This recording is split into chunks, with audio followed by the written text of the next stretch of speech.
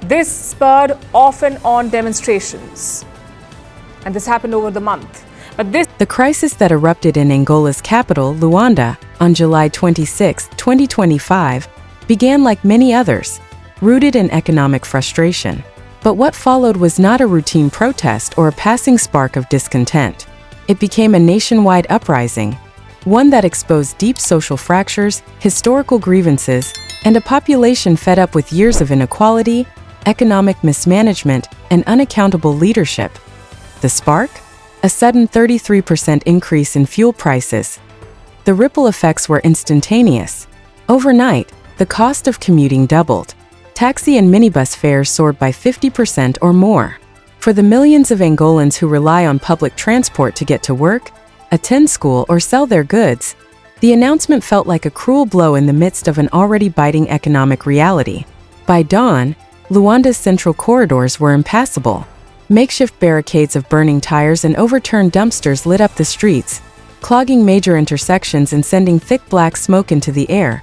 What initially looked like a transport strike quickly blossomed into something more volatile.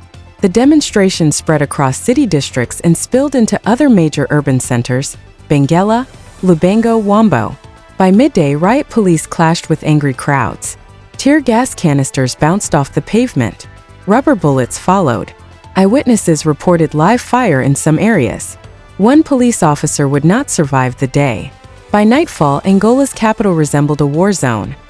The unrest, now spread nationwide, revealed something crucial. The protest wasn't solely about the higher price of fuel. That was merely the final straw. Beneath the surface simmered long-standing discontent about rising food prices, stagnant wages, endemic unemployment, and a deeply unequal society. This wasn't just civil unrest. It was a cry for fairness, for dignity. And for many, it was a line in the sand.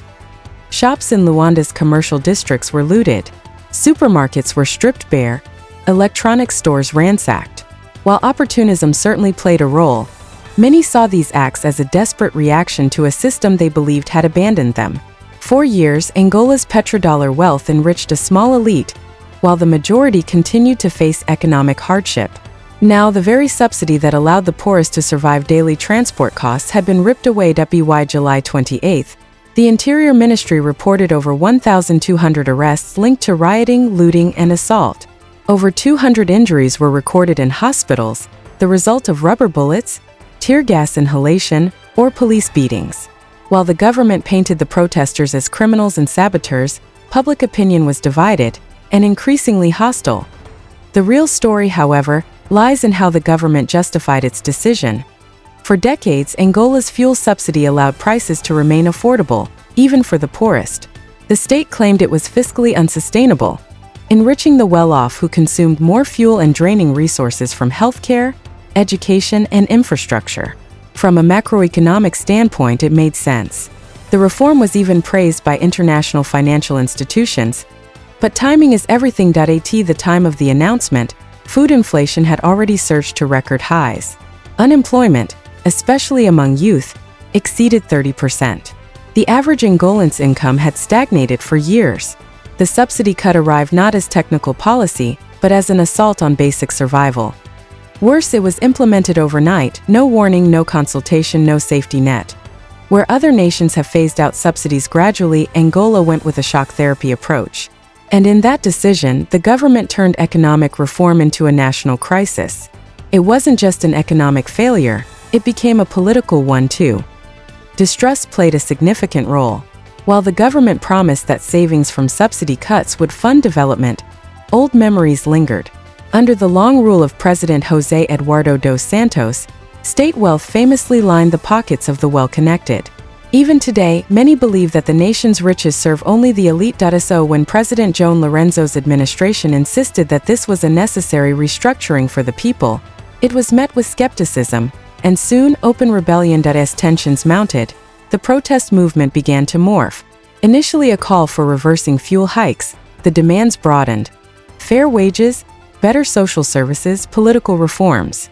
Chants in the street shifted from economic slogans to calls for accountability. Banners began to appear calling for the resignation of key officials. Then a surprising voice joined the chorus, Isabel dos Santos.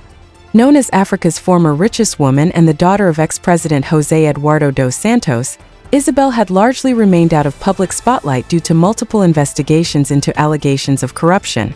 Now, from exile, she issued a statement on social media, expressing sympathy with the protesters and acknowledging rising costs and economic despair. She offered no solutions, no concrete critiques. But she didn't have to.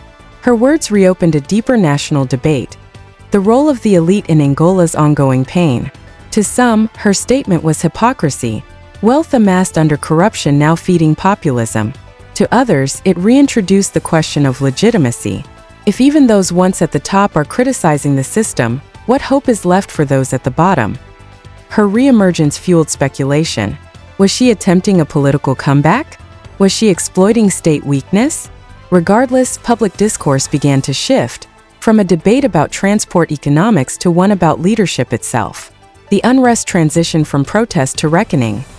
Now, Angola faces a decisive crossroads that a T-stake is more than civil order. It's about what kind of country Angola wants to be. The government has three options as it moves forward. First, suppression.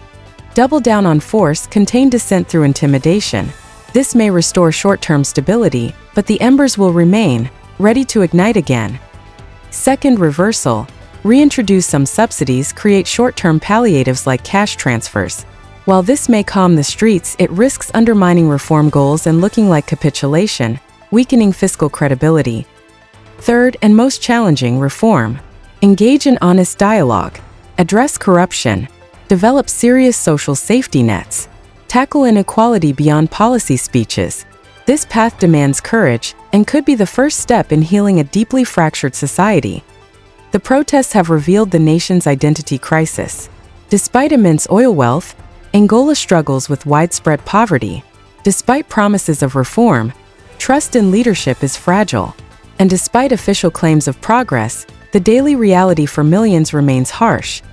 Whether this moment leads to transformation or tightened repression will matter not only for Angola, but for an entire region facing similar pressures. Subsidy reforms are sweeping across the continent, and nations will closely watch how Angola navigates its storm. For now, the city of Luanda has quieted, but it's an uneasy calm. The barricades may be gone, but the discontent remains. The fear among many isn't just another fuel hike. It's that nothing will change, that the system will patch the cracks without fixing the foundation. Yet, there is hope too. These protests showed that ordinary people are no longer willing to stay silent. Their voices have echoed across the globe. Their demands are now front and center. The government can't ignore them anymore. Will Angola choose justice or control? Reform or repression? Listening or silencing? Only time will tell.